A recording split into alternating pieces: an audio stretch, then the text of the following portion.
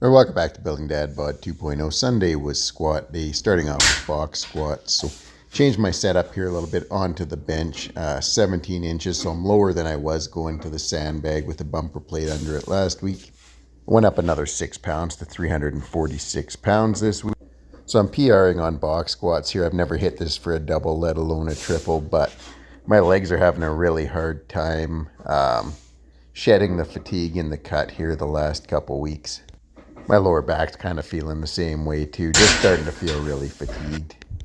I managed to survive set one, get 3 clean reps there. Set two, first rep actually moved pretty nicely, moved quickly. Second rep you'll see here was a bit more of a grind. There you go, that one definitely slower getting off the bench. And then the third one was definitely, I gave everything I had into it, but just could not get it up and move and had to put my hands down. So knew I was going to have to do something, either drop some weight or add a bit of height. So I put a 25-pound bumper plate with a mat on it there. And it's crazy, like an 1.5 inch difference in height. And these just felt super easy. Like I felt like I could have added another 100 pounds on here. Didn't really feel like I had to do any effort at all. So got rid of that and just put down a 10 kg calibrated plate. So that is 3/4 of an inch difference, but so barely any difference in height. But I think what it does is keeps me from sinking into the pad on the bench a little bit, and it keeps me just above parallel. Box squats going just above parallel or just below parallel makes a massive difference for me. It's hard to get started going below parallel once I hit a certain point on weight. So this felt like a good weight to finish off my last couple sets, or a good height to finish off my last couple sets with this weight. Overall, with the amount of fatigue I'm feeling in my legs, I was really happy with the box squats. So after the 5 sets of box squats, moved on to buffalo bar squats. So back to the buffalo bar this week. It's easier on the bicep tendon. 275 felt like nothing. Felt like the speed was really good and didn't take a ton of effort to get these. Super happy with how the 275 moved. So after that, I was like, okay, let's go to 325 and then 375, and then 375 moves okay. We'll go up to 380. So given the fatigue, I was just planning on doing singles on the rest of the buffalo bar squats, and I'm going to go do some sandbag squats.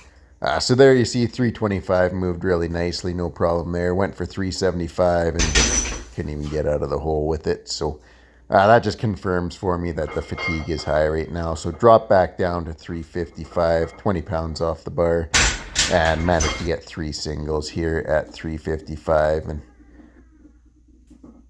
it felt a lot worse than it looks. When I look at it there, it looks like everything moved okay, but felt like it took a ton of effort, like way more than 355 should, to get these moving. So starting to get me thinking that maybe a deload is in order. And then I went 250-pound sandbag, and I didn't think it would be too bad picking up a 250-pound sandbag. Couldn't get it up off the ground, so I put it up on some plates. Still couldn't lift it, just had nothing in the tank, nothing in the posterior chain. Just, it felt like it weighed 500 pounds. So managed to get it up on the bench and then lifted it off the bench to do a set of 10 here on box squats. I managed to get 2 sets of 10. This one I got unbroken, just did all 10 reps straight through. But the fact that I couldn't even pick this up off the ground, I get the same way with deadlifts when I'm really, really fatigued. Weight that I can handle feels impossible. So now, obviously, I know the sandbag's kind of a different animal. It's more awkward than lifting with a barbell. So I'll have to see once I'm less fatigued whether I still can't pick this thing up, or whether I can at that point manage it up off the ground. All I cared about today was getting through the box squats. Wasn't planning on doing any picks from the ground anyway, but I do want to be able to lift it up from the ground into the starting position and do the box squats from there. I want to do some like carries up and down the track with it. So I definitely got my work cut out for me with this 250-pound bag. So this set I managed to get 6 reps unbroken. And then after that, it was a grind to get the last 4 reps. But I was determined I was going to get at least 2 sets of 10 with this bag. I'll tell you one thing, working with these sandbags definitely gives me a whole new respect for the guys that have been doing this on a regular basis. I know they say it's hard, but they make it look a lot easier than it really is.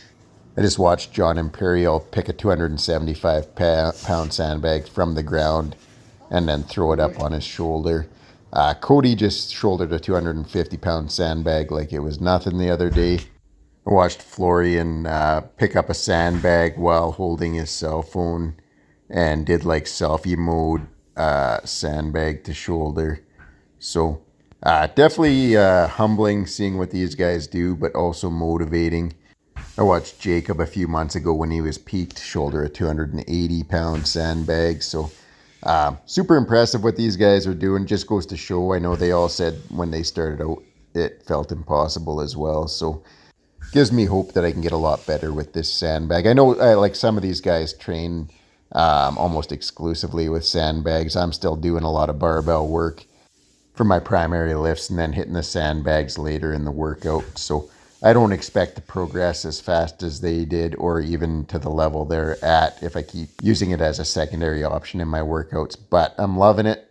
I think the sandbag's really going to help my overall strength and conditioning, and just I think it'll help blow up my barbell lifts as well. That's it for the workout. Thanks for watching. Have a great night.